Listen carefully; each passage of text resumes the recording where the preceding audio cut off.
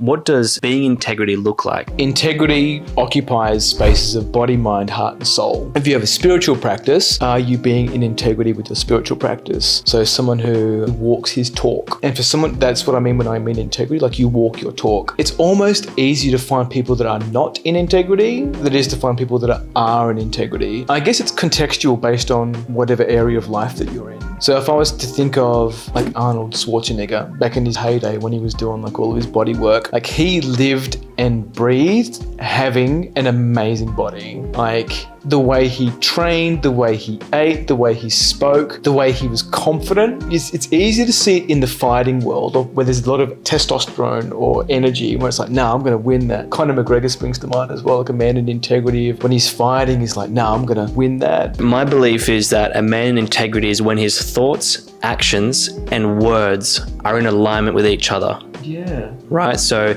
if I have a thought of like, I'm gonna fucking like train every single day, or I'm gonna have this certain body. Let's do a better frame, right? So again, things are about framing, right? In certain contexts. Right now, if I want to frame myself as like, hey, I want to have the best body with the least amount of effort of input, right? So high leverage, least amount of input. So then I might say to myself, well, I need to commit to 3 times a week, right? So then my thought is I want to do this. My action is 3 days a week, and my words, speaking it to someone, are in alignment. Being integrity is a process of aligning those 3 things. Yeah, I love, dude.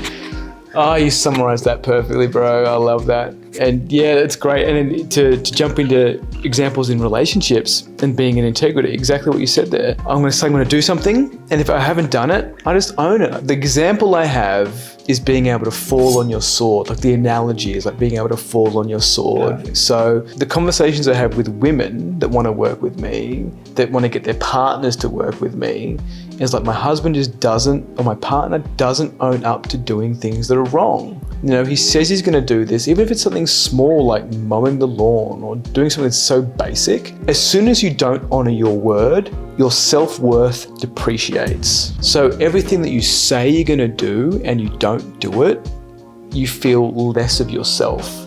And then what happens is that compounds, that interest compounds. And then whenever your partner, and this can be is also the tests that women do, it's like, cool, you said you're going to do it and you didn't do it.